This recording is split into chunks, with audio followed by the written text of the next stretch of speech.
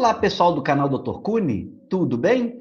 Bom, na tentativa de manter o canal ativo, nós vamos oferecer também material de palestras que a gente deu aí nos últimos meses, ok? Nesta oportunidade, a gente palestrou na Universidade Estadual Vale do Acaraú, ok? Ceará, com o tema Cunicultura no Brasil e seu cenário na atualidade. Eu gostaria aqui de deixar meu agradecimento ao professor Delano desta mesma universidade. Muito Bom, obrigado. pessoal, muito boa tarde. Eu queria agradecer inicialmente aqui o convite do professor Delano pela oportunidade e dizer que eu sinto muito honrado de estar participando aqui desse bate-papo, né? Dessa apresentação, dessa área tão bacana, né? Que é a cunicultura. Tá? E agradeço aí a Linda, parabenizo aos outros estudantes aí da turma também, né? Pela iniciativa de estar correndo atrás. Eu acho que essa pandemia está nos ensinando muita coisa, né, pessoal? A gente está aprendendo muita coisa, em termos de relacionamento, em termos acadêmicos, para a educação, formas novas de trabalhar. Então, eu acredito que essa pandemia é um divisor de água na humanidade como um todo. A gente vai falar disso também aqui na cunicultura, né? Daqui a pouco. Bom, então, a gente vai apresentar alguns itens aí gerais, tá bom, pessoal? A gente vai evitar tentar apresentar coisa muito técnica, tá? Vamos tentar apresentar aquelas coisas que a gente dificilmente acharia em um livro, por exemplo, ou no Google, por exemplo. Algo que a gente está percebendo aí nessa área de cunicultura, algo mais recente, né? E a nossa percepção aí. Fiquem à vontade se quiser mandarem pergunta para o chat. Eu prefiro fazer na forma de bate-papo. Se surgir uma pergunta sobre aquele assunto que a gente está falando, tá? Fique à vontade para mandar.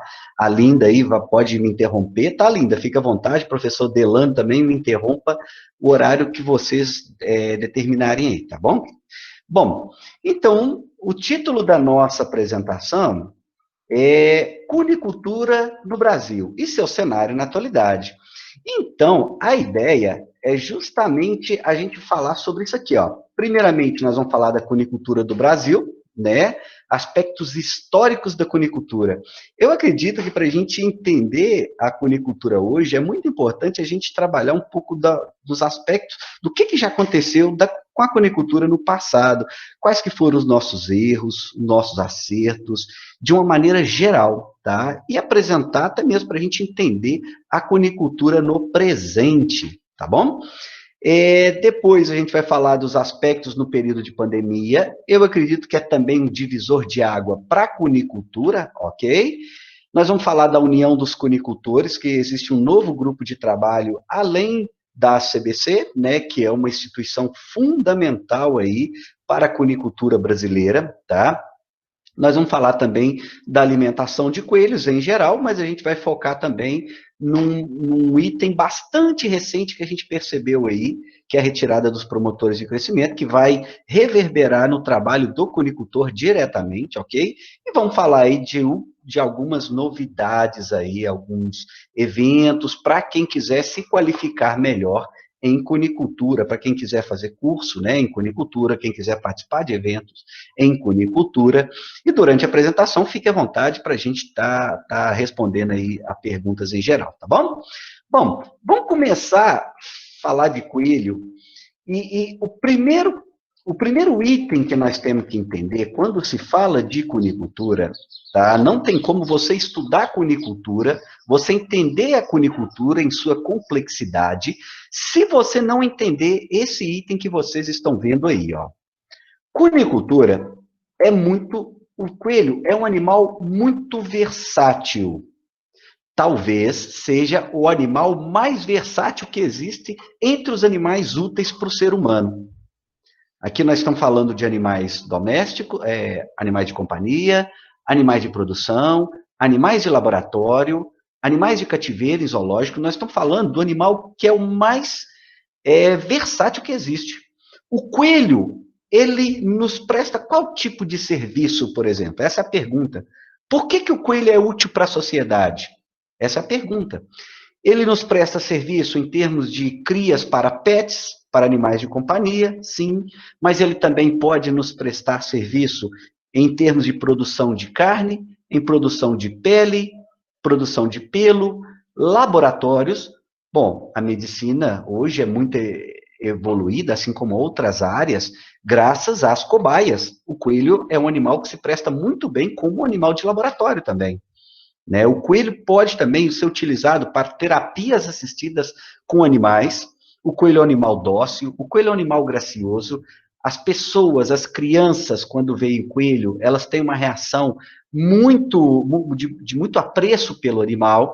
Então, o primeiro item para se entender a cunicultura é a sua versatilidade. Nós não podemos afirmar que cunicultura é somente para a produção de carne, ou somente para a produção de animais de companhia, ou somente para laboratório. Além de outros itens que poderiam ser comentados aqui também. O coelho é um animal extremamente versátil em termos de produção. Isso é o primeiro a ser entendido. E, em concomitância com essa questão, nós também podemos dizer que o coelho é versátil em termos de sistema produtivo. Olha só, como que eu posso criar coelho? Eu posso criar coelho dentro de uma gaiola. Aliás, é hoje o que muito se questiona, né? A questão dos animais presos em gaiola, principalmente a nível de Europa. Né? Nós vamos falar do boletim de cunicultura lá no final. E a gente vai até citar essa reportagem que saiu no Boletim de Cunicultura, né? De um trabalho de um professor lá da Hungria, e ele mostra exatamente isso também, a grande preocupação que hoje, a grande pressão que hoje a sociedade tem para a exclusão das gaiolas. Né? Hoje, por exemplo, isso ainda são ideias em alguns países mais revolucionários, como, por exemplo, a Inglaterra, mas tenho certeza que, em algumas décadas, isso chega de maneira mais forte, né? Isso é bem-estar animal que a gente tanto tem escutado falar nos últimos anos, né, pessoal? Bom, então o coelho é um animal que pode ser criado dentro de uma gaiola, mas também pode ser criado solto. Quantos de vocês já viram criações de coelho, mesmo que em pequena escala, dos animais criados soltos? Correto? Ele pode ser um animal criado num galpão muito simples, mas também pode ser um animal criado num galpão climatizado, similar àqueles galpões modernos de avicultura que a gente vê hoje. Ok? Então, é um animal também muito versátil em termos do seu sistema produtivo.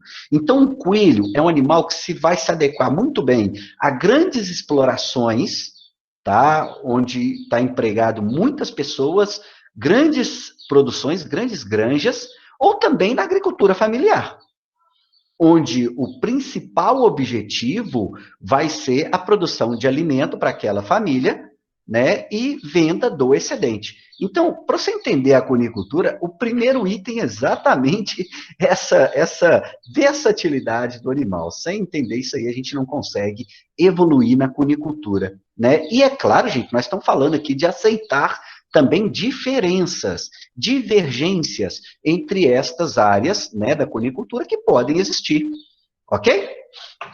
Estou vendo aqui que o professor Estácio está aí presente. Abração, professor. Joia.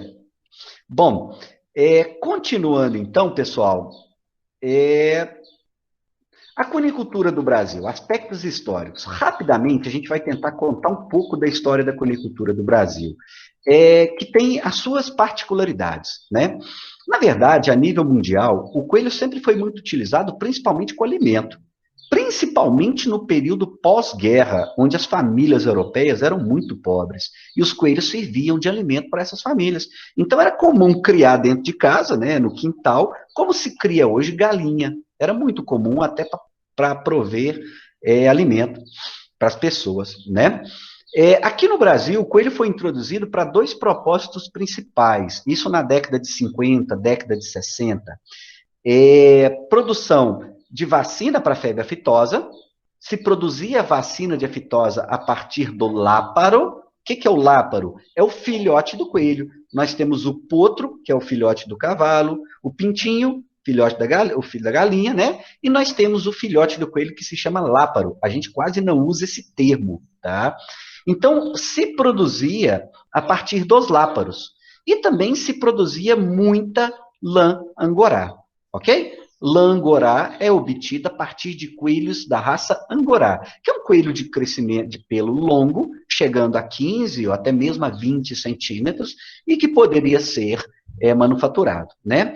Bom, a conicultura, então, nesse momento cresceu, esse primeiro pico aí, eu coloquei 1960, mais ou menos, mas eu não sei precisar essa data para vocês, então não foquem bem, não foquem nesse ano aí, que pode ter algum equívoco aí, mas mais ou menos dessa data, ok?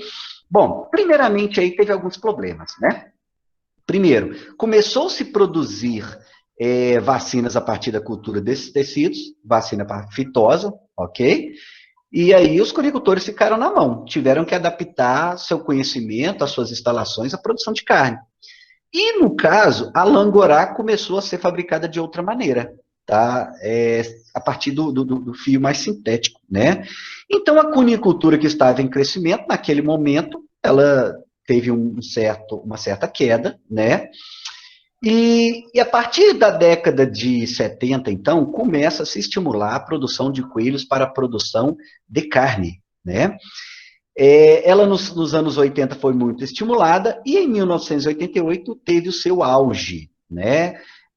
A gente gosta muito de citar o programa Nosso Coelho, que existia lá no Paraná, que foi um estado onde a cunicultura se desenvolveu muito, tá? Onde a população cunícola chegou a quase 1 milhão de animais. Foi o período que mais se teve coelhos de produção no Brasil. E a cunicultura, naquele momento, foi estimulada, muito estimulada pelo governo, né? A ideia de criar coelhos, de poder alimentar a partir da cunicultura, que absorve muito subproduto, é uma atividade de mão de obra fácil, de pouco investimento, a ideia é muito boa, tá? Embora a atividade tenha vários e vários problemas, que se a gente fosse falar aqui, a gente ficaria 2 horas só discorrendo sobre os vários problemas que a conicultura tem. Então, naquele momento, 1988, o programa Nosso Coelho e vários outros, vários programas de menor intensidade, né, vários estímulos pelo Brasil, se teve um auge da conicultura, né? Nesse ponto, pessoal, nesse ponto foi calculado aquele famoso valor de 0,08 quilo habitante ano da cunicultura, 80 gramas habitante ano, que ainda hoje reverbera em vários trabalhos que a gente vê. Tá? Hoje o consumo é muito menor. O consumo de carne de coelho é desprezível, né? A gente não tem como negar. Mas esse dado que foi coletado foi naquela época onde se produzia mais coelho e a população brasileira, ó, era bem menor. Então, deu um consumo bem superior ao que a gente tem hoje, tá? Bom, depois disso, já na década de 90, década de 2000, a cunicultura meio que se manteve estável, ok? E o mais interessante de tudo é que o coelho, ele tem, mesmo tendo altos e baixos, pessoal, a gente nunca deixa de falar de coelho. A gente sabe da importância que é o coelho, da importância da cunicultura, o que a cunicultura pode gerar, e a gente nunca deixa de falar disso. Tanto é que sempre quando passa reportagem nesses programas de televisão, de agropecuários, como o Globo Rural, por exemplo, a quantidade de pessoas que querem investir na cunicultura é muito grande. Parece que a ideia da cunicultura é uma ideia, ela é absorvida de maneira muito fácil, o que tem um lado bom, mas também tem um lado ruim. Porque coelho não é simplesmente você pegar, reproduzir da ração e ter lucro. Coelho é um animal que a gente tem que ter muito detalhe, muito cuidado com os detalhes da produção. Não é simplesmente a gente dar ração para o animal, fazer a reprodução do animal, vender, não é bem assim não. Mesmo porque você pode ser até eficiente para produzir, mas e para vender? Essa é a questão, ok? Por exemplo, o coelho carne, eles têm muito problema em relação à venda, tá? Então não é bem assim a cunicultura. Bom, de qualquer forma, ó, ela veio crescendo lentamente, né, com altos e baixos, e agora em 2020, principalmente nos últimos anos, a partir da maior capacidade de troca de informação entre as pessoas, né, nós estamos vivendo a era da informação, né, gente? Hoje, criança já nasce, meu filho de 3 anos já pega o celular, já sabe fazer tudo no celular, comunicar, né? Então, hoje, a capacidade das pessoas de troca de informações ela é muito intensa. E isso favoreceu a disseminação da cunicultura, a disseminação das informações e o crescimento das atividades também. Então, hoje, né, a cunicultura está num auge. Ela já teve altos, já teve baixos, mas hoje ela está em franco crescimento. Digo para vocês também, né, conforme eu comentei, sempre se falou em coelho. A gente nunca deixou de falar em coelho. E aí eu me lembro, por exemplo, de algumas atividades, quando eu era novo, tinha o escargot. Eu não sei se vocês já viram falar de escargot. Foi moda, tá? A produção de escargot, que era um molusco, tá? Também foi moda a produção de avestruzes. O avestruz seria o novo boi brasileiro, né? Foi moda e ninguém mais fala disso hoje. O coelho, mesmo com altos e baixos, a todo momento a gente está escutando o pessoal falar de coelho e interessado em investir em coelho, o que é mais interessante, tá? Bom, passando para frente, então nós estamos vivendo um período aí de pandemia nunca antes enfrentado pela humanidade nessas proporções. Nós já vivemos período de pandemias outras vezes, né? Mas não nessas proporções, na era da informação. Né? Então, hoje, essa pandemia está provocando um impacto muito grande no modo de vida das pessoas. Né? Eu acho que dificilmente a gente faria um evento assim, desse jeito, se não tivesse a pandemia. Nós tínhamos algumas ferramentas, mas talvez nós não a usávamos de maneira eficiente, ou a maioria de nós talvez nem conhecia essas ferramentas. Então, a pandemia, tá, ela está sendo um advento importante para proporcionar grande revolução nos termos de comunicação, informação, educação, ok? Educação hoje, o que mais se discute é educação 4.0, aquela educação adaptada à revolução digital. Aquela terceira revolução já ficou para trás. Agora nós estamos falando de educação digital, onde nós temos que desenvolver nos alunos outras virtudes que talvez a gente não tinha antenado. Aquele modelo de sala de aula, onde o professor fala, o aluno escuta, depois faz prova e pronto, passou, isso aí tem que cair por terra, isso aí está caindo. Então, de certa forma, a pandemia está mostrando que a gente tem que trabalhar de maneira diferente. Bom, na cunicultura aconteceu uma coisa muito interessante. De uma maneira que eu não sei explicar para vocês ainda, ela colaborou para uma maior procura da carne de coelho. Tá? Acredito que talvez o professor Leandro, na próxima palestra aí, tá? Vai ter a palestra sobre a produção de carne, ele vai falar isso aí para vocês, tá bem? Tá bem? Eu gostaria de focar na percepção que a gente está tendo, que há uma grande procura hoje por animais pet.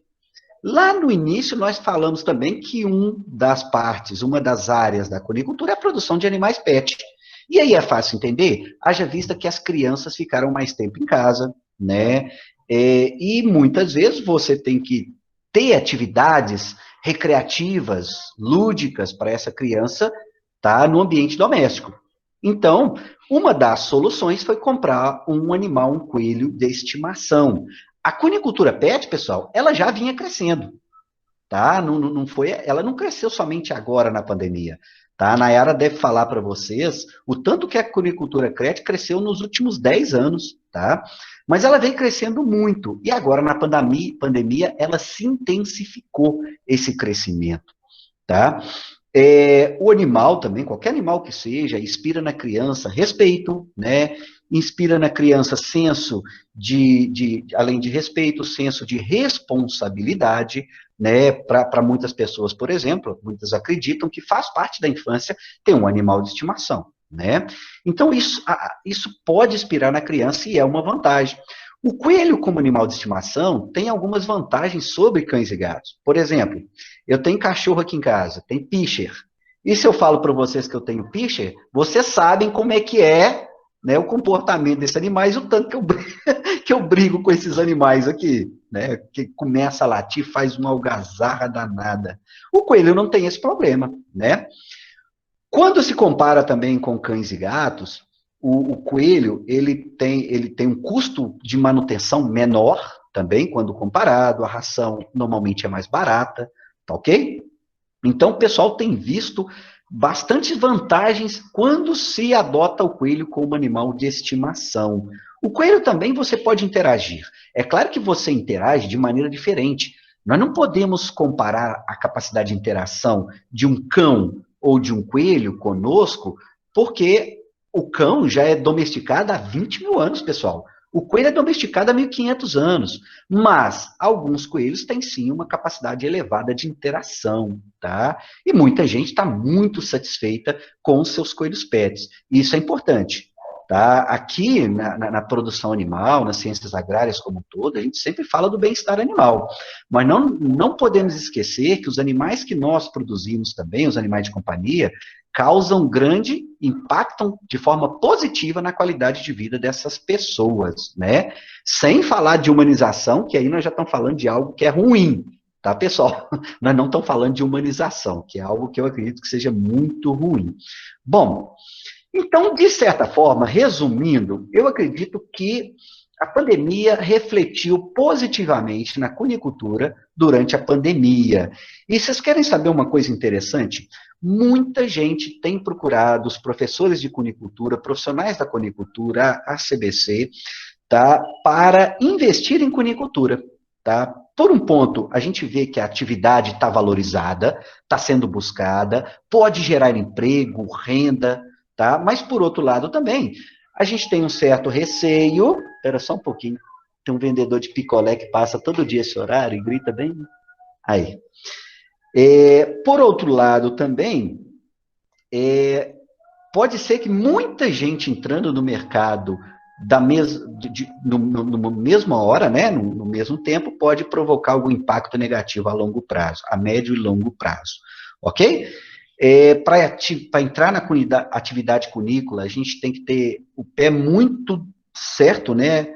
Você tem que ter muita certeza do que você está fazendo. Então, a gente nunca indica você chegar e investir. E muita gente procura os professores de cunicultura para investir, e eu acho que é importante a gente mostrar para essas pessoas os benefícios, mas também as dificuldades que vão aparecer, que são muitas, pessoal, são muitas. A gente diz que para se tornar cunicultor, a pessoa gasta aí 1 ano pelo menos só quebrando cabeça, né? Ela começa pequena e vai crescendo, a experiência dela vai crescendo juntamente com a sua criação, ok? Pessoal, até aqui, se quiser mandar pergunta, ou Linda, se quiser comentar alguma coisa do chat aí. Tem sim, tem uma perguntinha lá do chat. Uhum. Foi a Nayara Vale. Ela não falou de onde era. É a Nayara de Betim. Mas ela já fez. É a que vai fazer palestra também, é cunicultora lá de Betim, que de Minas. Que interessante. Pronto.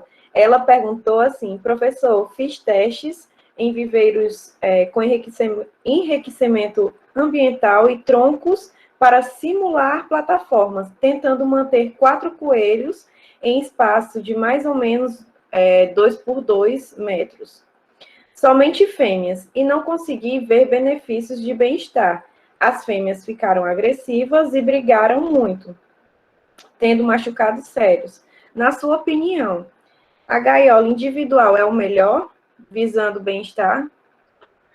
Nossa, que pergunta boa. Olha só.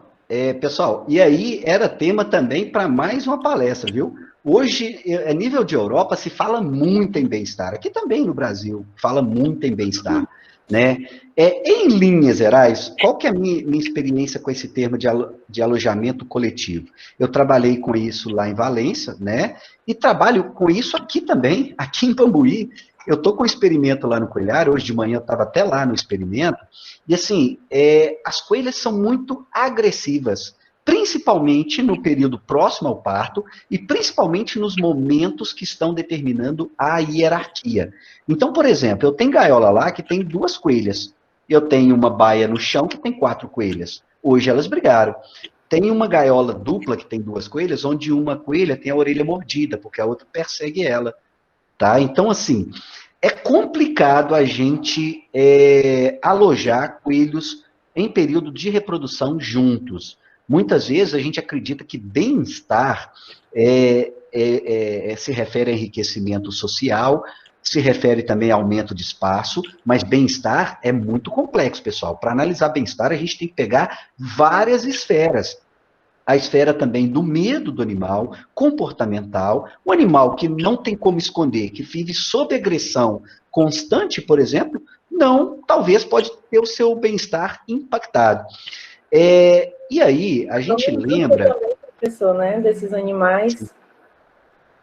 Aí a gente lembra também os próprios pesquisadores lá da Europa, o próprio Zendro, que colocou um trabalho no Boletim de Cunicultura desse mês, ele defende muito isso. As revisões do Zendro mostram claramente que muitas vezes, se a gente quiser melhorar o bem-estar de um animal, a gente melhora o ambiente que ela está isolada, entendeu? Por exemplo, no caso da coelha, a gente vai colocar para ela plataforma, ou vai colocar enriquecimento ambiental, aumentar a altura da gaiola também é importante, tá? Essa questão aí, ela é muito controversa. Agora, chama a atenção que muito da nossa legislação chega para a gente como golpe de opinião. O que é isso, pessoal? Porque um grupo de pessoas acredita que deve se criar, sim, pessoas fora das ciências agrárias, acha que deve criar, sim, e eles colocam algumas leis meio estranhas,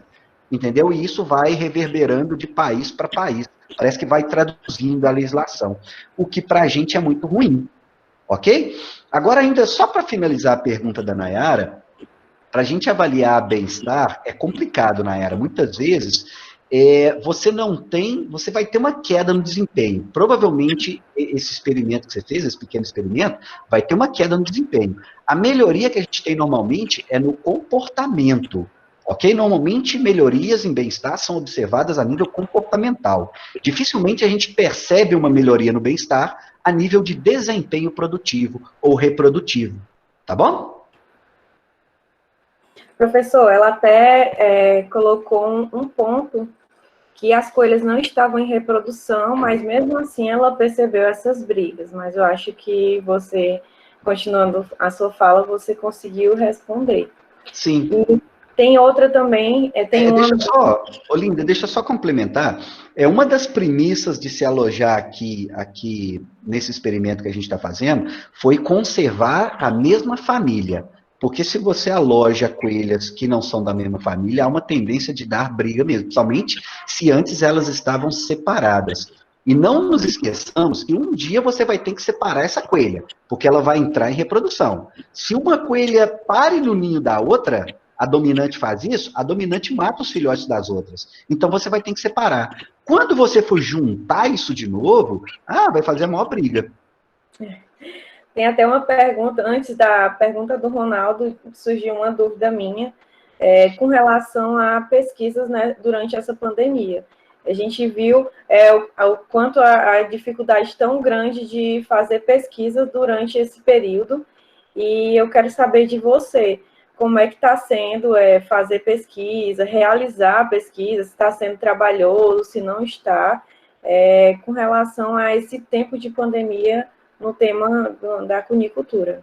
Olha, a pergunta é muito boa também, viu, Linda? Olha só, em coelhos, principalmente quando você trabalha com reprodução, você prepara os animais. Então, você gasta 6 meses para preparar os animais e depois vai fazer o experimento por mais 8 meses a 1 ano. Ou seja, um experimento de reprodução, como o que a gente faz aqui em Bambuí, ele é demorado, sabe?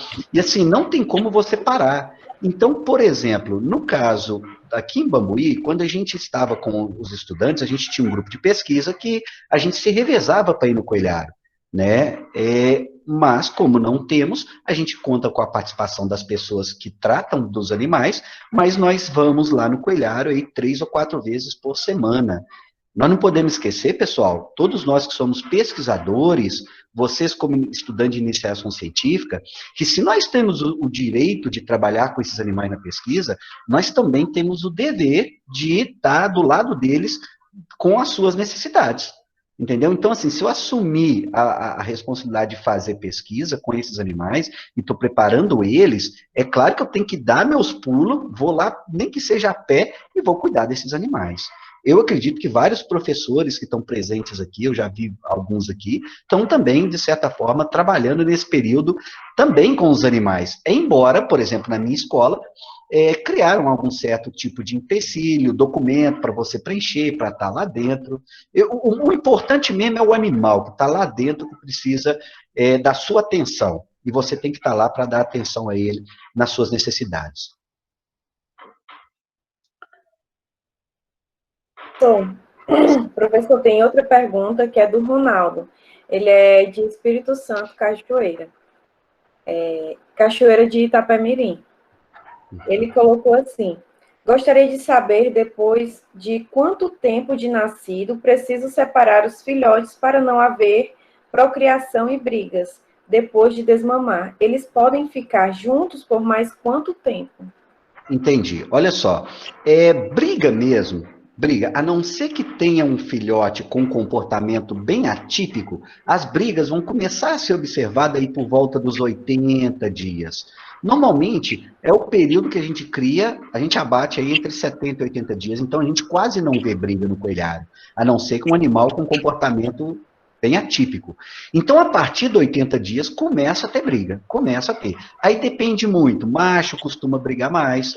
A tendência é, quanto mais velho forem os animais, tá?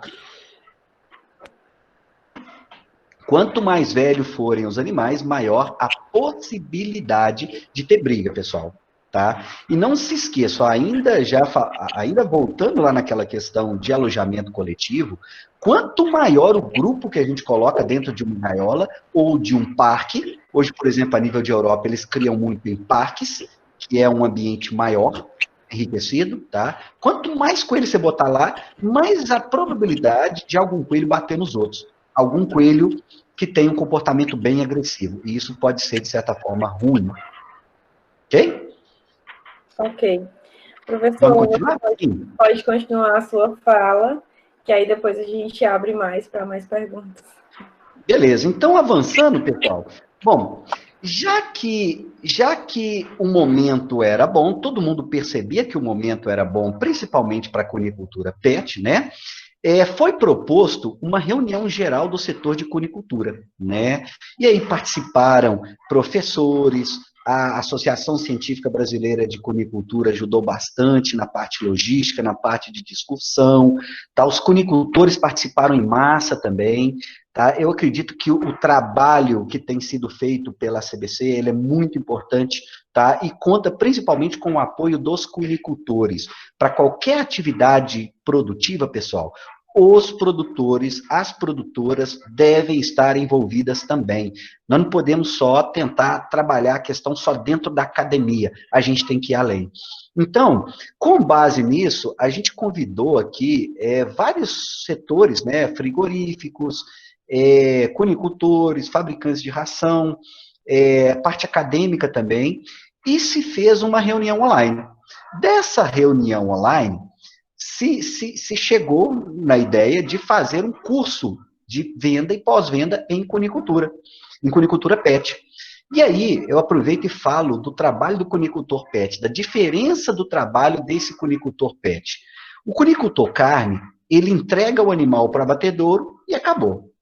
Ou, muitas vezes, ele abate o animal, entrega para o restaurante ou para o cliente dele e acabou. Agora, o trabalho do cunicultor PET continua. E, em muitas vezes, ele é intensificado a partir do momento que ele entrega o coelho. É muito comum, por exemplo, se entregar o coelho para o cliente, para o tutor, e no mesmo dia o tutor já te encher de perguntas, tá? já te sugar até tarde da noite. Então, o cunicultor PET, além de ter que ser muito criativo, tá? Uma virtude do cunicultor PET é ser também paciente.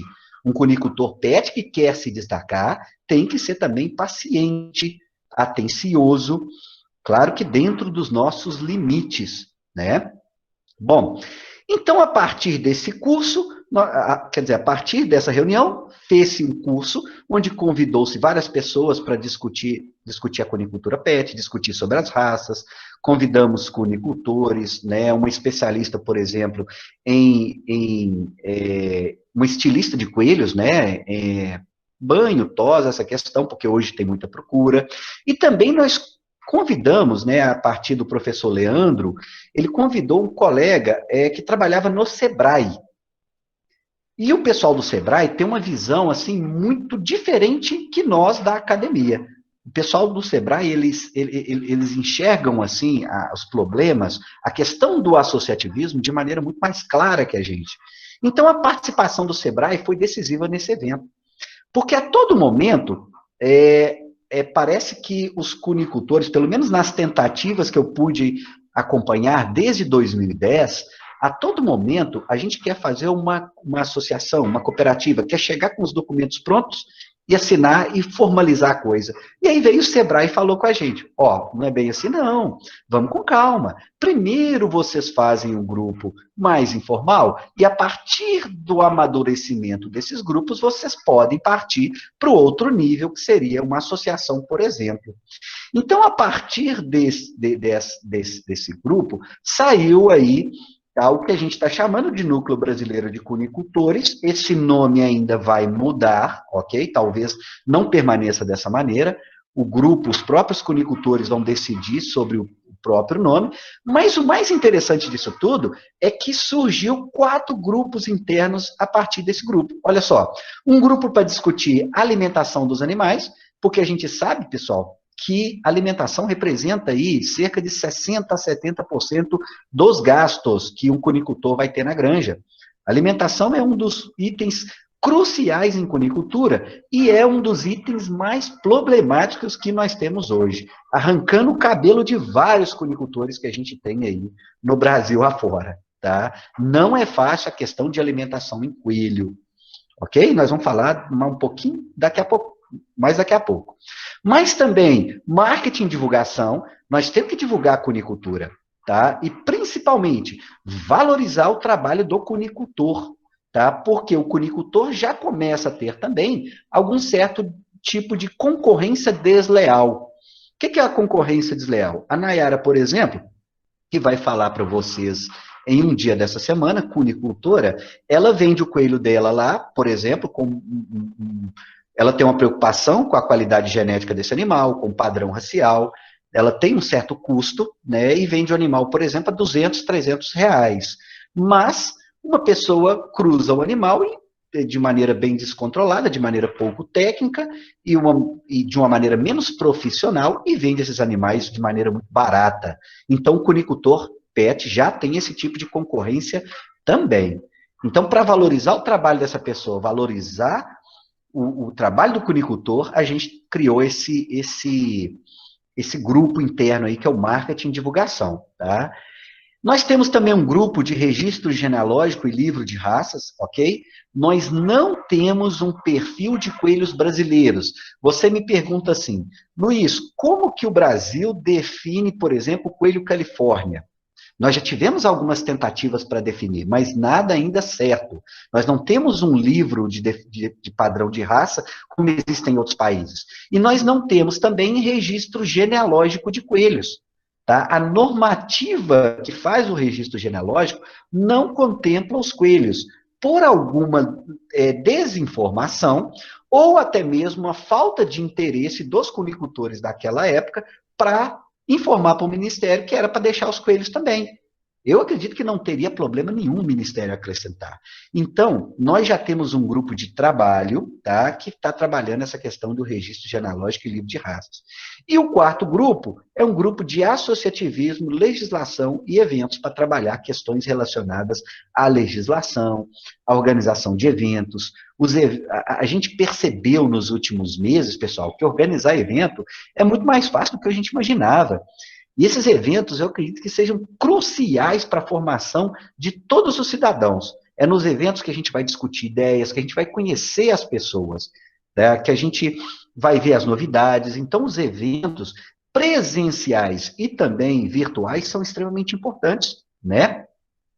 Bom, então, esse trabalho de união dos cunicultores é fundamental, tá? Eu percebo que a CBC, que é o próximo slide, já vão passar, ela é uma associação muito importante, pessoal, e convido, né, em nome do professor Leandro, que deve falar com vocês sobre isso também na apresentação dele, tá? A CBC, a Associação Científica Brasileira de Cunicultura, tá? Ela tem 24 anos, já vai para o seu, acho que jubileu de prata, não sei se é essa a palavra, no ano que vem. É uma associação que foi criada em Santa Catarina pela professora Marília Padilha, né? E que passou pelo Paraná, passou por Minas e agora voltou para o Paraná novamente. Hoje o atual presidente é o professor Leandro, que vai ser o palestrante dos próximos dias aí. Ela tem atuado principalmente na difusão da cunicultura, apoio ao cunicultor, né, apoio em linhas gerais, e principalmente promoção do diálogo. Nós não podemos esquecer que nós, no contexto acadêmico, nós temos que estar trabalhando juntamente com o produtor. Aliás, a partir do momento que o Ministério exigiu 10% do curso, de todos os cursos no Brasil, em atividades de extensão, tenham certeza que esse contato com o produtor vai se intensificar. A gente fala produtor porque a gente está muito acostumado nas ciências agrárias, na zootecnia, falar produtor toda hora. Mas, na verdade, esse contato é com a comunidade, hein, gente?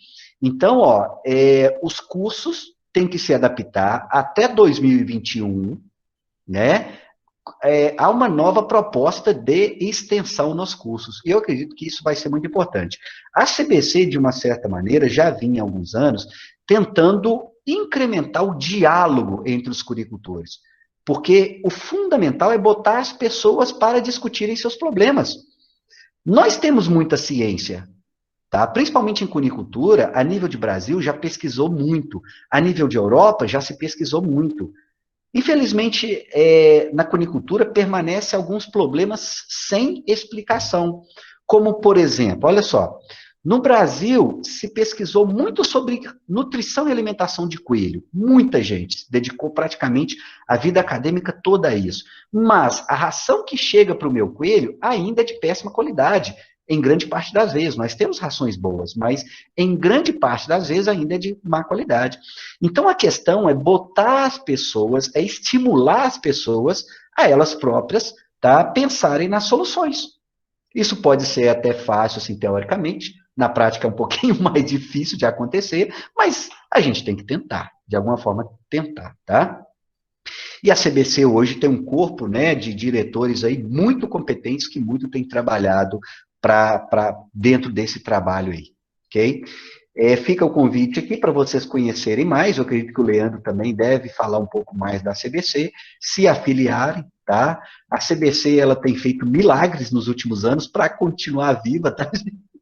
Porque o valor que entra na CBC é muito baixo e a CBC tem várias taxas, contador, site, tem um monte de trem, então ela tem feito milagres.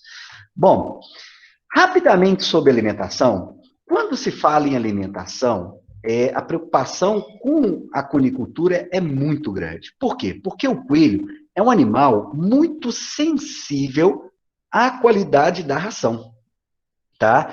É um animal que tem a fisiologia digestiva muito complexa, ele precisa de fibra para estimular o trânsito intestinal, porque o alimento não pode ficar parado muito tempo, porque tem uma câmara fermentativa. E o coelho tem quase que ausência de movimentos peristálticos. Então, essa ração balanceada, bem balanceada, é fundamental. Bom, e aí a gente vê que grande parte das fábricas de ração, elas se negam, talvez, a fabricarem uma ração de coelho adequada. Porque existem alguns problemas de logística associado, problemas de compra da fonte fibrosa. Uma ração de coelho tem que ter uma fonte fibrosa, e quando a gente fala em fonte fibrosa, nós estamos falando de um nível de fibra maior que a exigência nutricional. É um princípio básico da formulação de ração. Você ter alguns ingredientes que tenham mais daquele princípio nutritivo que a exigência nutricional.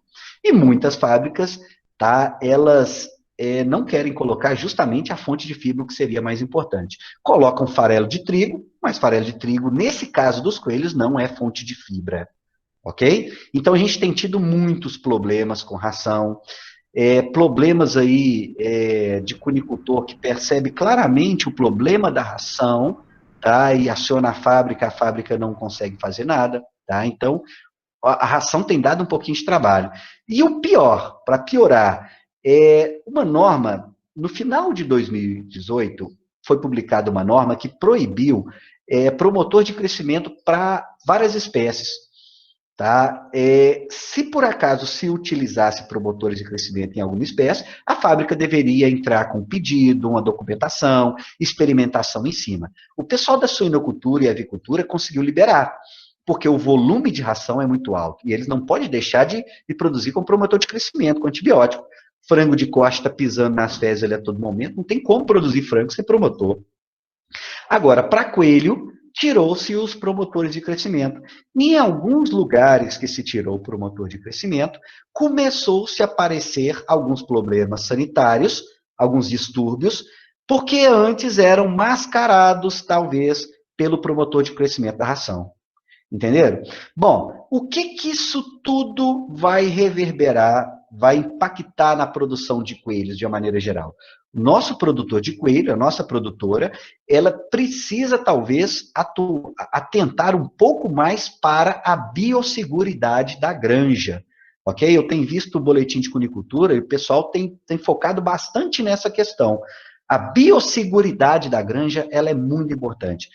E é claro que se você tira o promotor de crescimento, o seu controle sanitário daquela granja ali tem que ser muito mais intenso. Ok? Bom, para finalizar então, pessoal, essa explanação, depois a gente pode aí bater papo, responder perguntas, eu queria apresentar para vocês 3 novidades aqui, ó, que saíram aí, basicamente na última semana, nessa semana, tá? A primeira é o boletim de cunicultura, convido vocês aí a estar acessando no site da CBC, vai lá, www.acbc.org.br, para acessar a aba Boletim de Cunicultura. O boletim é publicado pela equipe da professora Priscila, da Federal de Santa Catarina, tá? São muito competentes e têm trabalhado bastante para buscar material para apresentar para a gente no boletim de cunicultura. E assim, aqueles que gostaram aqui do bate-papo, aqueles que tiverem curiosidade, o próximo passo, vai lá no site da CBC, conheça o site da CBC e procura o boletim de cunicultura para você ver, para você se inteirar um pouco mais desse boletim, dessa atividade linda que é a cunicultura, tá? Temos também, saiu essa semana, um curso online que vai começar em outubro, tá? Pela ACBC, ok? Então, parece que o Leandro pode falar melhor sobre isso aí, mas parece que nem se iniciou ainda a inscrição para esse curso. E a todo momento, pessoal, tem gente perguntando, quanto que vai ter curso de cunicultura? Quanto que vai ter curso? Eu estou querendo. Principalmente pessoas interessadas, sem formação, interessadas na atividade. Então, ajude aí a divulgar essa questão. Quem quiser fazer também o curso de cunicultura, tá? Depois pode fazer inscrição aí, eu acho bem interessante, tá?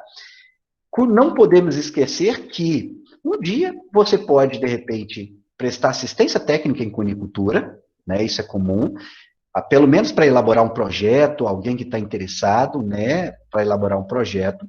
Ou você mesmo pode trabalhar aí como um cunicultor. Eu conheço algumas pessoas, veterinárias, zootecnistas, que trabalham também com a cunicultura como um produtor, tá? Então, é interessante também, é uma possibilidade, ok?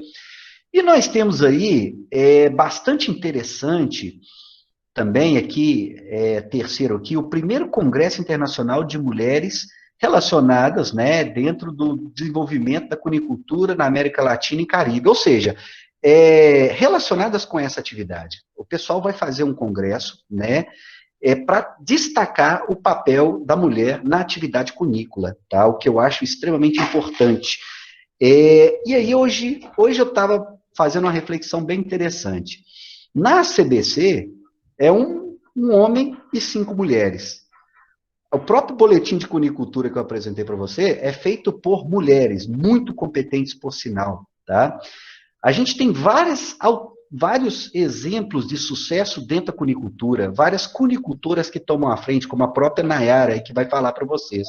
Então, a cunicultura, eu acredito que é um exemplo a ser seguido da força da mulher para fazer as coisas acontecerem, para movimentar a economia, entendeu? Então, esse congresso aí para mostrar, para discutir exatamente isso aí que a gente está falando, tá?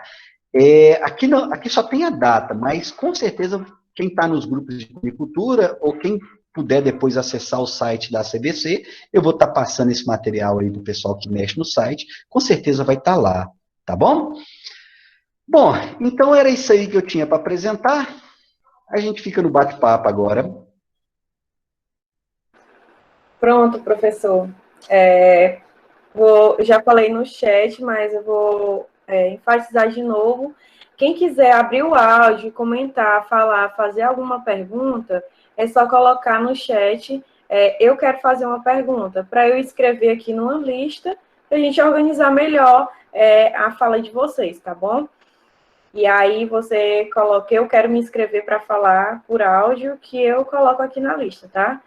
E como a gente já tem uma pessoa para se inscrever para falar por áudio, que é o professor Delano, para fazer uma pergunta. Você pode, eu dou a palavra a você.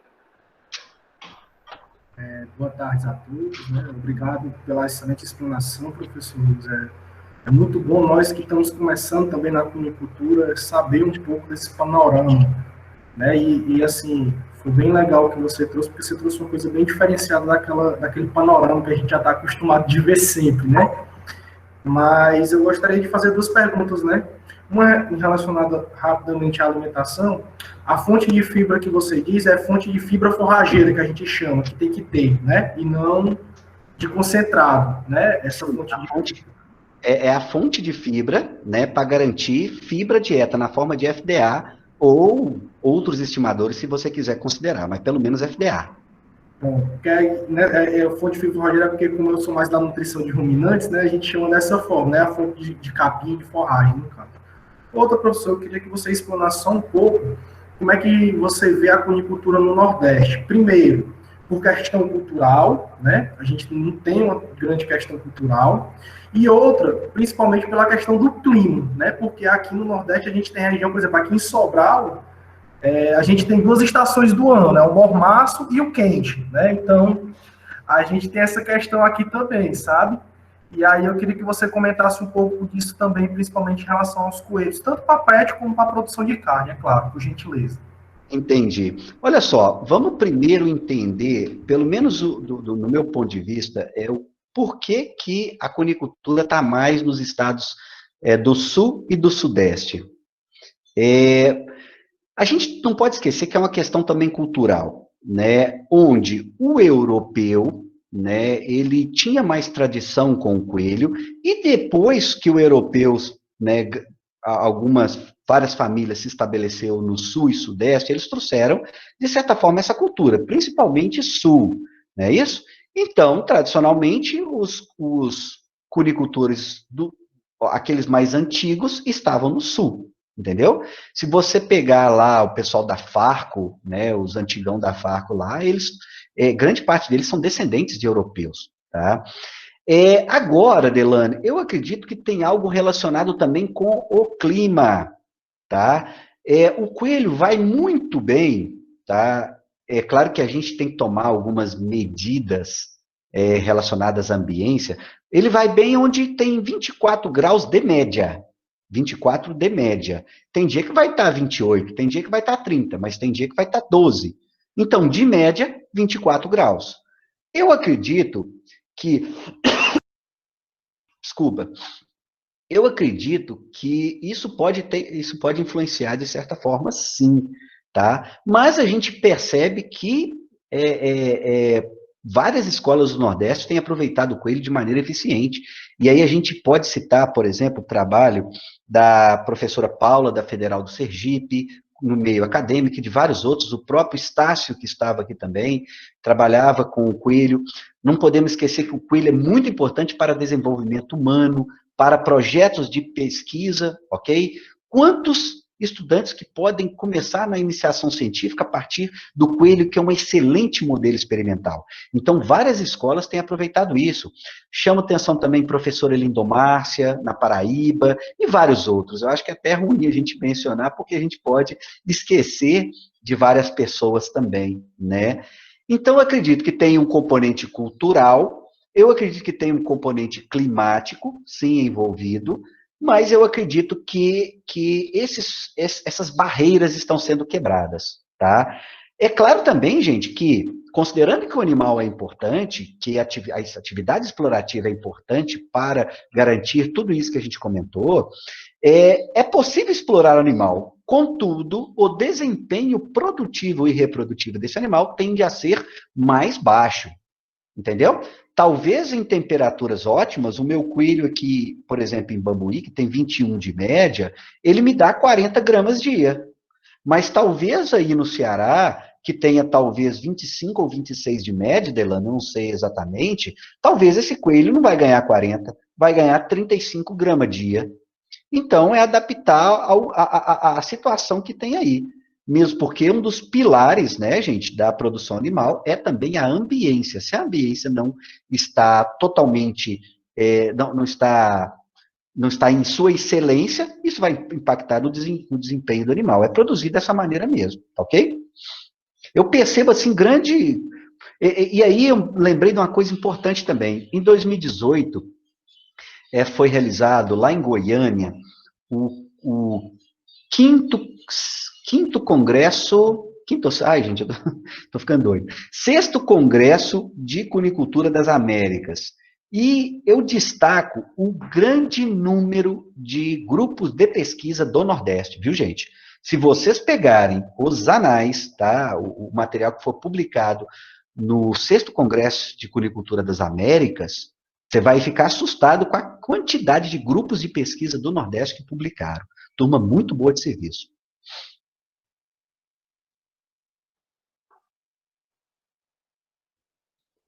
Linda, Delano? Desculpa, professor, desculpa. É que eu estava organizando aqui as perguntas.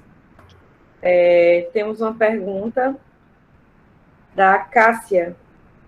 Ela é de Fortaleza, Ceará. Ela tem 2 perguntas. Quais as diferenças na criação de coelhos em sistemas de agricultura familiar e coelho orgânico? A ACBC atua na certificação de cunicultores quanto à finalidade de criação? Vamos pegar primeiro o sistema de produção. Olha, o sistema de produção orgânico, ele é muito novo para a gente, tá, pessoal? Nesse mesmo congresso de cunicultura que eu citei anteriormente, em 2018, teve uma palestra, tá, do Thierry Giddeni, uma das maiores autoridades em pesquisa em cunicultura da Europa, e justamente sobre o coelho orgânico. Então, para a gente ainda é novidade, eu não saberia falar com mais detalhamento. Acredito que tenha demanda, principalmente a nível de Europa. Para a gente aqui, a gente ainda tem muitas dúvidas sobre o que é o sistema orgânico. Qual que é o outro sistema que a colega perguntou, Linda? É o sistema de agricultura familiar. Tá. Na agricultura familiar, a preocupação vão ser principalmente 2. Gastar-se pouco com as instalações, ok? A pessoa que está preocupada com a agricultura, que está produzindo a agricultura familiar, ela não pode ter grandes investimentos. Principalmente investimentos, tá? Os investimentos devem ser principalmente a partir da mão de obra dela, ok? Com a família dela. E principalmente a atividade vai empregar a família dela. E com a agricultura familiar, nós temos que economizar bastante na alimentação. Aliás, na agricultura familiar, o coelho tem que receber parte dos seus nutrientes como alimento volumoso, aproveitando algum resto de olericultura, algo de baixo que o agricultor consiga de maneira mais barata. Então, eu acredito que tem esses dois itens aí, não investir demais e aproveitar, trabalhar com alimentos mais alternativos, tá? E é claro que a pessoa poderia produzir para si o coelho. O coelho foi fonte de proteína para muita gente. E se você observar um relato no boletim de cunicultura, pessoal, lá tem uma seção chamada Minha História da Cunicultura. Lê lá o relato que a pessoa fez. Tá? A pessoa fala o quanto que o coelho foi importante para a família dela, tá? Para os parentes dela lá no passado como fonte de proteína. Isso eu acho muito bacana. Agora, a pessoa perguntou mais sobre o que, Lívia? Olinda? Perguntou sobre a certificação de cunicultores. Ah, tá. Não existe certificação. É um dos itens que o núcleo que foi formado agora pensa em implementar. Algumas pessoas têm algumas ideias, mas a CBC não tem esse tipo de serviço, tá? A CBC, embora tenha uma equipe competente, ela tenha muita boa vontade em atuar, em ajudar na agricultura, a sua estrutura limita um pouco, pessoal. Tá? Não podemos esquecer que aqueles que lá estão trabalham também com várias outras coisas, não trabalham só para a CBC, são professores, pesquisadores, né, que estão ali e não tem tempo integral disponível para a CBC, para estar viajando, para estar certificando. E é complicado você certificar alguém se não estiver presente, né? Sim. Outra pergunta é da Priscila Moraes. Ela perguntou, professor Luiz, ela lhe parabenizou pela palestra, tá? E falou que era maravilhosa. E disse que gostaria que o senhor comentasse um pouco sobre os aditivos que podem utilizar para substituir os antibióticos como promotor de crescimento. Joia, abração para a professora Priscila, é a coordenadora atual do Boletim de Cunicultura, tá? Parabéns pelo trabalho maravilhoso também, viu, Priscila? Muito bacana. E a Priscila também, ela auxilia um grupo de produtores, tá, no estado de Santa Catarina, e desenvolve um trabalho muito bacana também junto aos produtores. Pessoal, então, sobre aditivos, olha só, com essa questão de tirar os aditivos da ração de coelho, é claro que impacta diretamente no controle sanitário do cunicultor, claro, mas força a fábrica de ração a tomar algumas alternativas, né?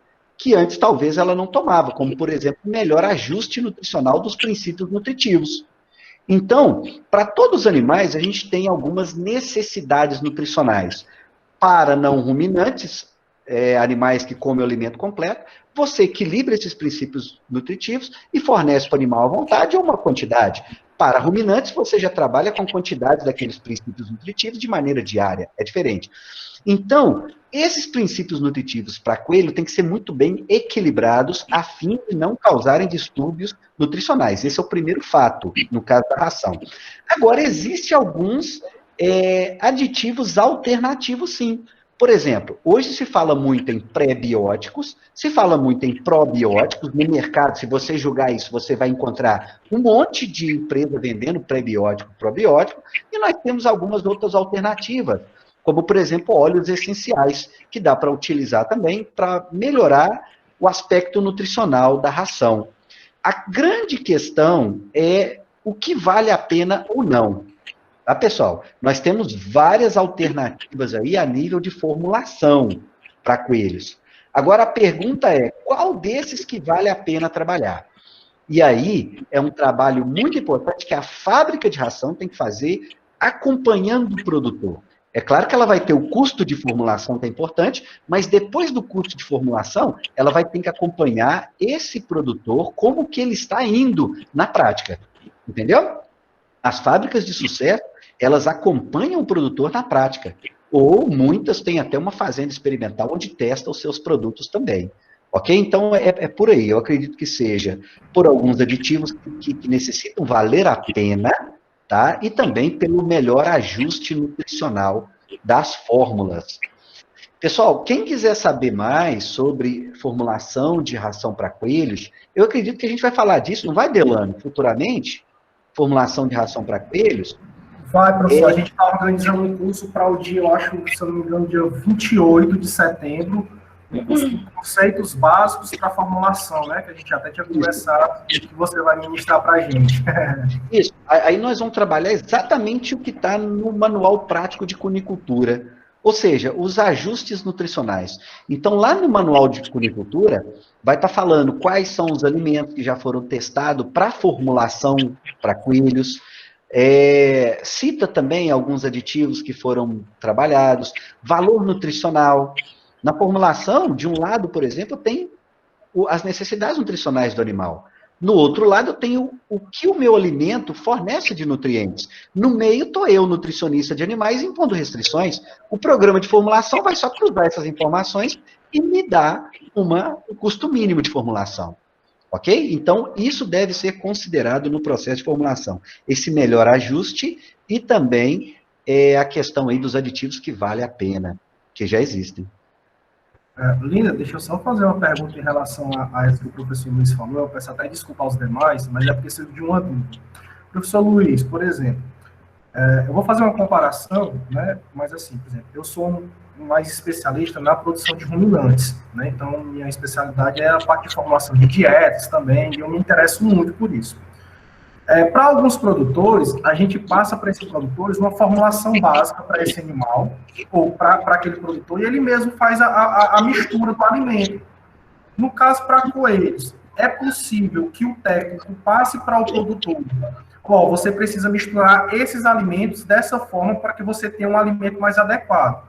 Porque, pelo que a gente viu, um dos grandes problemas para coelhos são essas rações que não têm uma boa qualidade, como você já falou. Então, não seria necessário ou possível, né, para que nós, técnicos, treinássemos até os produtores também para produzir uma melhor ração, no caso, professor? Então, a ideia é muito boa. Inclusive, existem grupos hoje de cunicultores que querem sim fazer a própria ração. Porque estão tendo tanto problema com a ração que estão falando, mas é melhor então a gente investir numa pequena fábrica de ração, né? Mas eu só vejo duas dificuldades maiores nessa questão. Olha só. Uma é que a ração de coelhos, ela necessita alguns ingredientes que, para o pequeno produtor de ração, tá, pode ser um pouquinho difícil comprar. Por exemplo, suplemento vitamínico mineral, que a gente chama de premix, pode ser um complicador você encontrar premix, aminoácidos, se você quiser fazer uma ração realmente equilibrada. E aí nós não estamos falando do equilíbrio só dos macronutrientes, nós estamos falando do equilíbrio dos micronutrientes também. Alguns aditivos podem ser importantes também para colocar, então pode ter esse fator complicador. A fonte de fibra pode ser difícil para comprar, dependendo da época. Então, a questão da logística para ter a ração. E outra questão também é que para coelhos vai muito bem a ração peletizada. Entendeu? Nós teríamos que ter também uma peletizadora. Hoje no mercado existem algumas peletizadoras baratas. Eu até tive conversando com um colega nosso, curicultor, ele me mostrou um vídeo de uma peletizadora funcionando, né? Que sai para a gente a um custo muito baixo. A questão é, eu ainda não respondi, eu não consegui entender se essa peletizadora pequena peletiza a ração de coelhos. Porque peletizar milho é uma coisa, peletizar farelo de soja é muito fácil, mas peletizar ração com 20% de FTA pode ser um pouquinho mais difícil, então nós temos que testar ela primeiro. Agora, digo para você, Delane, que eu já vi algumas alternativas. Nós temos um grupo de pesquisa lá no Rio Grande do Sul, da professora Geni, lá de Santa Maria, que trabalha algumas alternativas em cunicultura. Uma delas são comedouros adaptados à ração farelada. Um comedouro mais simples. Elas mesmas fabricam a ração delas, tá? Na base da mistura, mas de forma muito simples, tá? Existem algumas alternativas nesse tipo também. Em resumo, Delane, para o pequeno produtor que tem aí poucas matrizes, dá para ter algumas alternativas, sim. Mas para o grande produtor, é complicado essas alternativas. Teria que se investir na fabricação de ração, porque o que pode ser mais difícil na prática do que na teoria. O que o pessoal tem visto é que vale muito a pena negociar com a empresa. Negociar uma batelada, negociar um caminhão. E aí, é claro que nós estamos falando de união dos cunicultores para conseguir comprar todo mundo junto. Entendeu? O que, na prática, é duro.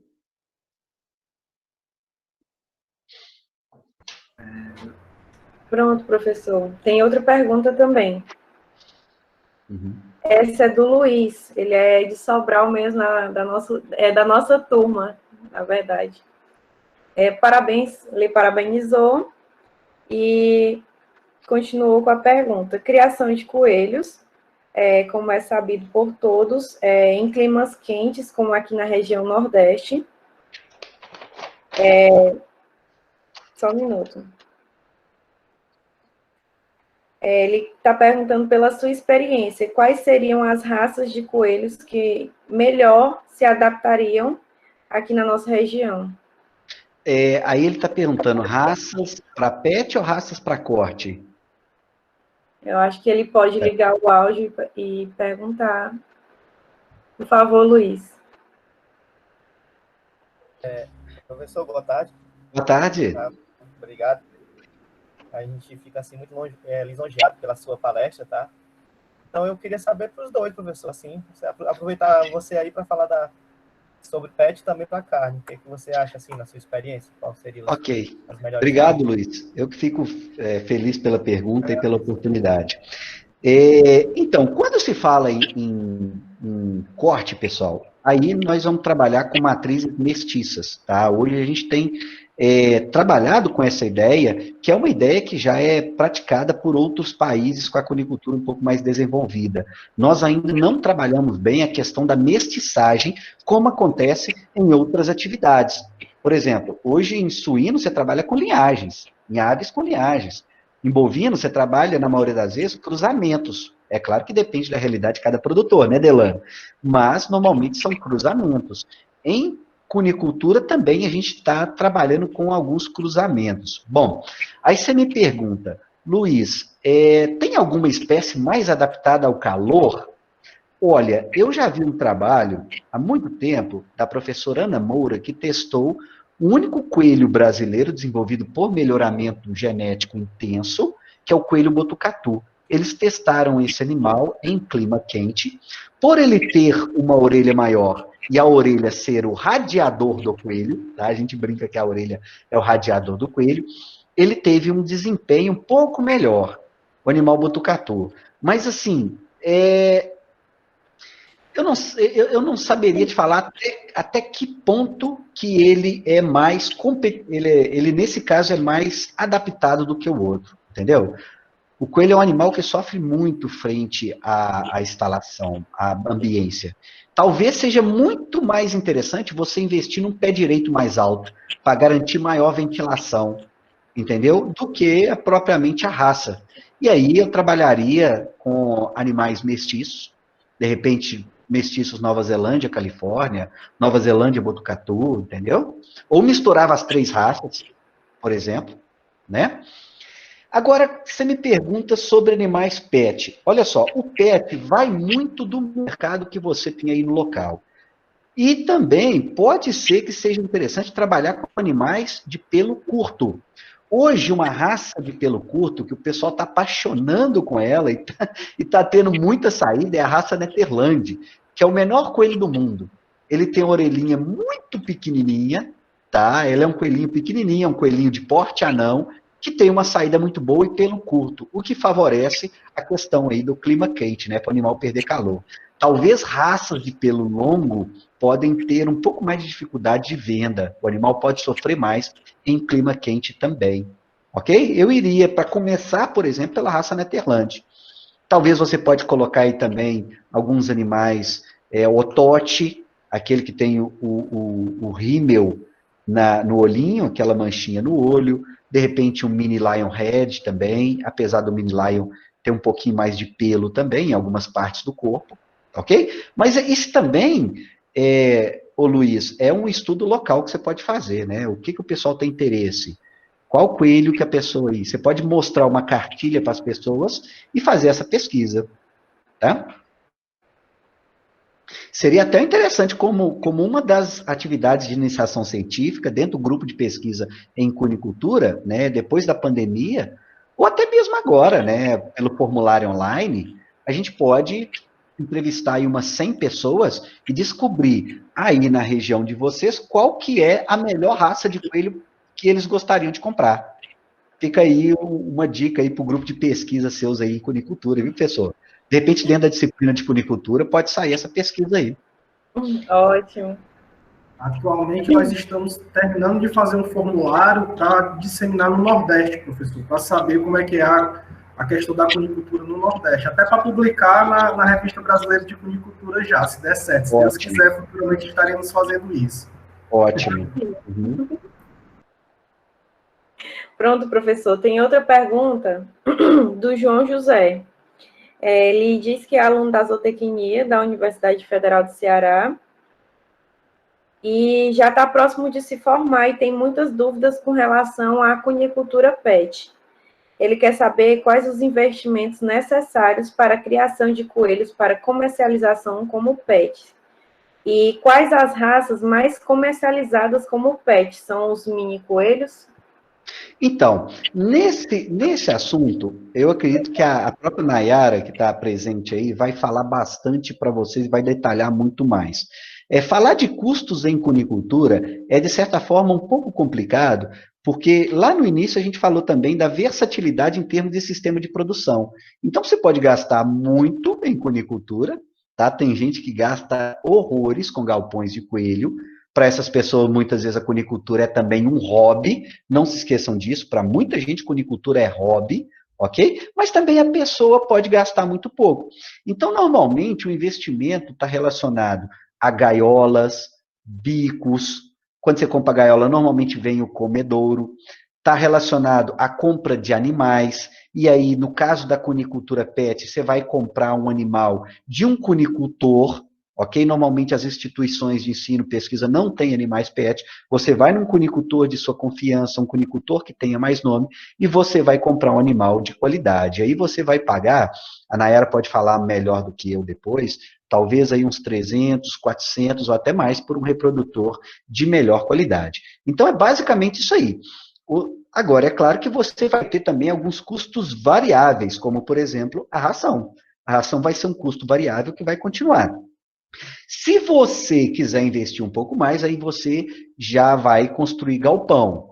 Aí nós estamos falando de investimento maior. Talvez nós estamos falando aí de 400 a 600 reais por metro quadrado. E aí já é um investimento considerável. É por isso que todos que vão começar na cunicultura, gente, estuda bastante o mercado. Né? Nesse caso, o aluno da zootecnia, ele tem a propriedade de estar estudando isso dentro da academia, está podendo fazer projetos, pode visitar cunicultores, trocar informação com os cunicultores, antes de investir na atividade também. Não nos esqueçamos também, gente, que é uma atividade que exige que você tenha uma certa logística, tenha um fluxo de entrega dos animais, algo que facilite a entrega desses animais, entendeu? Você não pode estar muito distante de um centro comprador de coelhos, entendeu? Preferência para uma grande cidade que pode te absorver esses animais aí também. E não se esqueça, se você não tem paciência, tá? Capacidade de relacionamento, não invista na cunicultura PET, porque ela vai te exigir isso, né? Nós não podemos esquecer, gente, eu até falo isso para os alunos da introdução à zootecnia. Nós não trabalhamos só com animal, nós trabalhamos com pessoas. A maior parte das pessoas que são mandadas embora nas empresas são por motivos de relacionamento. Nós temos que nos relacionar com as pessoas e temos que ter paciência, principalmente com o tutor, que muitas vezes não enxerga o que a gente, nas ciências agrárias, consegue enxergar, ou ele enxerga alguma coisa que a gente enxerga diferente. Entendeu?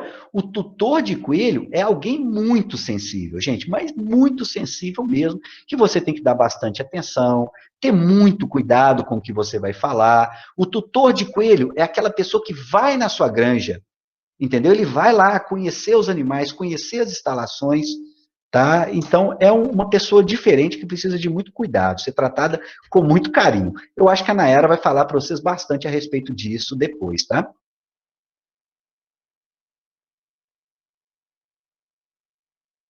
Linda? Professor, nós temos mais 2 perguntas e eu encerrei as perguntas e o pessoal está pedindo para você colocar o seu e-mail para para mandar perguntas, né, para você, as posteriores. Seu áudio está desligado.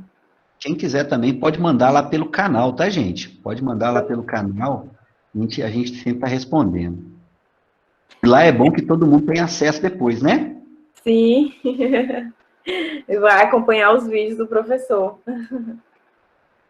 Então, Tem a pergunta do Matheus, que ele é da nossa turma também aqui de Sobral. Ele diz, professor, é verdade que o uso de feno de alfafa deve ter muito cuidado em razão do teor de cálcio? Fale um pouco sobre essa limitação. Então, é uma pergunta muito parecida com outra live que a gente fez outro dia.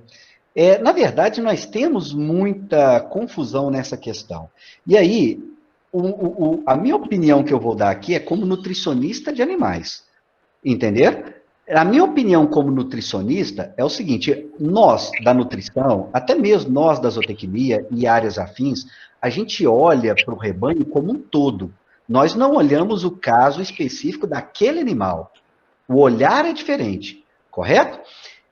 Quando eu parto dessa premissa, considerando o feno de alfafa que eu já analisei, fui para o laboratório várias vezes para analisar ingredientes, ração, feno de alfafa, feno de tífton, vários ingredientes, comparando ele com algumas rações que eu já vi, eu acho que não tem tanto problema para a maioria dos animais. Entendeu? Agora você me pergunta, o feno de alfafa já deu problema para algum animal específico, de algum coelho pet aí, e a pessoa espalhou isso aí? Provavelmente. Talvez para algum animal que come somente feno de alfafa, ou grande parte dos seus nutrientes venham do feno de alfafa, isso aí pode ter dado problema algum dia. Então, assim, é aquela questão, para 999 coelhos talvez não seja problema, mas para um pode ser problema sim. Não podemos esquecer, gente, que mais importante que isso aqui, tudo que a gente está falando, é uma dieta equilibrada para o coelho pet. E o que é essa dieta equilibrada? Olha só, 20 a 25 gramas de ração para ele por quilo, né? Um coelhinho pequeno vai comer cerca de 50 gramas por dia, preferência, aquela ração, eles estão chamando de ração premium. A questão da ração PET evoluiu muito nos últimos anos, então nós temos novas marcas aí de ração com alta qualidade nutricional, com vários aditivos, alimentos funcionais. Inclusive, pessoal, nós temos uma palestra magnífica sobre formulação de ração para coelhos PET. Daqui a pouquinho eu vou tentar buscar ela aqui no YouTube e mandar o link para vocês aqui, que eu faço questão. Muito bacana. Então, ó, 20 a 25 gramas por quilo de coelho vivo, né? Feno à vontade e frutas e hortaliças controladas, 2 a 3 vezes por semana. Se você dá isso aí para o animal, eu não vejo problema em dar também o feno de alfafa. Eu acho que o feno de alfafa é o vilão para algumas pessoas e que, sinceramente, a gente sempre escutou que a rainha das leguminosas tinha muito nutriente, fácil digestibilidade, né, uma fibra boa, qualidade de fibra boa. Eu vejo mais benefícios do que malefícios no feno de alfafa. Agora, enquanto você fala, Linda, eu vou só procurar o vídeo aqui no YouTube, tá? Tá bom. Professor, tem mais uma... O pessoal estava até comentando aqui no chat sobre a planta... Deixa eu ver aqui... que elas estão que utilizam para alimentação de coelhos. E teve muita gente comentando, não foi bem uma pergunta, foi mais comentários. É Rami, se eu não me engano o nome. Rami. Peraí. Deixa eu só ver se eu consigo achar aqui o que eu estou procurando. Só um minutinho, tá? Tudo bem. Pessoal, queria pedir para vocês não esquecerem de assinar a frequência, tá? O link já foi colocado aí no chat. E queria pedir também para vocês participarem das nossas próximas palestras. Se inscrevam ainda, as inscrições ainda estão abertas. E as próximas palestras é o professor Leandro Dalcin Castilha, que o professor Dr. Cunha tanto falou. O tema da próxima palestra é Coelhinho, o que trazes para nós? Uma conversa saborosa sobre os benefícios e produção da carne de coelho. Pessoal, peraí. Pessoal, voltando aqui então, eu mandei o link para vocês aqui, ok? Dessa palestra aqui, ó. Formulação para coelhos de estimação, tecnologias, mercado e desafios. Esse rapaz que dá essa palestra, foi ele que desenvolveu uma de umas rações que a gente tem hoje no mercado. É um zootecnista que desenvolveu esse trabalho aí e deu essa palestra para a gente, está muito legal, tá? Quem puder, dá uma olhada aí depois que vai ver mais ou menos como é que é a formulação para coelhos pet. Para coelho pet você pode gastar um pouquinho mais, né, gente? Para coelho carne, você tem que formular a baixo custo. Mas para coelho pet, você pode gastar. E se você pode gastar, você bota mais aditivos, você coloca um pouco mais de alimentos funcionais, você pode colocar ingredientes estratégicos. O próprio feno de alfafa, normalmente, ele de certa forma, caro para se colocar em formulação, sabe? Sim, Linda? Sim. Aí nós temos... e eu peço desculpa qualquer coisa o meu filho aparecer por aqui, tá? Porque a minha irmã que estava com ele acabou de sair para trabalhar e ele pode aparecer por aqui de vez em quando. Temos uma próxima pergunta que é do Estácio, de Corrente, Piauí. Ele disse: boa tarde, professor Luiz. É sempre muito bom ouvir você com suas experiências. Ontem vi uma propaganda de uma peletizadora que produz mais de 150 quilos hora.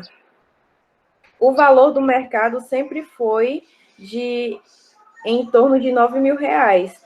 Pode ser uma alternativa para nossos problemas com ração de qualidade duvidosa? Você sabe quem produz um premix para coelhos? Isso, Estácio, aquele abraço novamente aí, um grande amigo meu. Então, Estácio, essa peletizadora é meio que uma novidade, essa é uma ideia chinesa que chegou nos últimos anos aí. Né, produz aí, tem peletizadora que produz 100 quilos hora, 150 quilos horas. Eu acho que para um grupo de cunicultores é interessante, principalmente se esse grupo de cunicultores fabrica pelo menos 500 quilos dia. Pode ser uma alternativa, né? Indo de encontro ao que o professor Delano perguntou lá no início do bate-papo. A minha grande pergunta sobre essa peletizadora é se ela peletiza a ração para coelho, entendeu? Porque ela pode peletizar algumas coisas mais fáceis, mas a partir do momento que você utiliza mais fibra na ração, o processo de peletização vai se tornando mais difícil. Você tem como contornar isso a nível de formulação, na questão do óleo, questão do melaço, questão da bentonita. Você pode colocar alguns aditivos que melhoram a peletização, mas a minha grande dúvida é isso. Se por acaso ela peletizar a ração de coelho, ótimo. Dá para a gente montar uma pequena fábrica de ração para coelho gastando pouco, gente. Desde que ela não tenha BPF, né? Vocês que estudam zootecnia, vocês sabem bem a questão das boas práticas de fabricação, controle de qualidade na indústria de ração. Isso aí hoje é uma das coisas mais fundamentais e que mais tem pregado, viu, gente? Pelo menos aqui em Bambuí tem pregado um monte de gente essa questão aí de BPF, marcos regulatórios, tá? Então, considerando essa questão de peletização, se ela peletizar, o Estácio, eu acho que é interessante sim. Resta a dúvida se ela peletiza ou não. Eu nunca vi uma trabalhando na prática. Eu já vi vídeos dela assim, mas o povo peletizando milho é fácil demais de peletizar, entendeu? E qual que era a outra pergunta mesmo? A outra pergunta é se você sabe quem produz premix para coelho. Tá. Então, eu conheci umas 2 fábricas que produziam premix para coelho. Aquela que eu indico é a Vacinar. A Vacinar. Você pode ver quanto que sai o frete para você aí. Talvez tenha uma certa distância, né? Eu acredito que não seja tão caro, tá? Aproveitando aí algumas transportadoras que fazem essa ligação. Se você não tiver tanta urgência, pode sair um custo de frete barato. Mas aí eu indicaria a Vacinar. Eles têm um premix bom de coelhos, tá? Pronto. Agora, doutor Cunha, você pode até falar um pouco sobre o seu canal, apresentar o canal para quem não conhece, e para quem já conhece, ver se tem alguma coisa mais interessante de alguma postagem para as próximas postagens, para ficar atento e acompanhar o seu canal. Agradeço, tá, o pessoal aí pelo apoio. Eu acho que Nós, professores, né, a gente, de maneira geral, a gente precisa muito de apoio, viu, gente? Professor Delano, que está aí, professor Leandro, professor Estácio, professora Priscila, que estão aí também. Vocês nem imaginam o quão importante é esse retorno, tá? Esse apoio que a gente sente de vocês no meio acadêmico, no meio produtivo, isso é muito importante para a gente, tá? O canal, é interessante que no início, pessoal, a gente não imaginava que, assim, a comemoração ia ser se a gente tivesse um dia 1.000 inscritos, ou um vídeo, de repente, com 10.000 visualizações, sabe? A gente não acredita, né, do que o canal tenha crescido tanto. E assim, nós gravamos por paixão mesmo a cunicultura, a gente colocou a monetização em alguns vídeos, o valor é todo repassado para a CBC, tá ok? Alguns não puderam ser monetizados pelas músicas que a gente colocava lá, que alguns criticaram também, mas isso aí faz parte, tá? Enfim, a gente não esperava. E a gente fez a primeira temporada com bastante carinho, dava muito trabalho, tá? Nossa, a gente gravava o vídeo, passava para uma pessoa editar, isso demorava bastante, depois eu fazia as legendas em espanhol, mandava para um colega meu lá na Espanha para ele revisar para mim as legendas em espanhol, ok? Então, assim, cada vídeo demorava 3 a 4 meses de média. Então, nos últimos meses, a gente tem trabalhado mais questão de entrevistas com cunicultores, né, novidades, a gente tem feito uns vídeos de pergunta, resposta, e assim, o canal tem tido bastante procura, tá? Principalmente agora na pandemia, então eu fico feliz. Talvez a gente não consiga, assim, manter o canal da maneira adequada, a gente trabalha com muitas outras coisas, até mesmo na coordenação de curso, pesquisa, isso toma muito tempo da gente, tá? Mas, na medida do possível, a gente está trabalhando aí, né? Eu acho que o que a gente não pode perder mesmo, gente, é a paixão pelo que a gente faz. Independente do que você faça, faça com amor. E, principalmente, tente multiplicar os seus talentos. O que é o talento que a gente recebe? Ó, ser professor é um talento, a graduação que você está fazendo é um talento, entendeu? A possibilidade de fazer vídeos para a internet é um talento. A pergunta passa a ser, como que você vai multiplicar esses talentos que você está recebendo? O que como zootecnista, você vai proporcionar para a sociedade daqui a 3, 4 anos, quando você formar? É claro que você vai ter que, vai trabalhar, vai ter um salário, mas o que você vai trabalhar, como que você vai trabalhar para melhorar a vida das pessoas? Essa é a pergunta que todos nós temos que responder, a todo dia, né?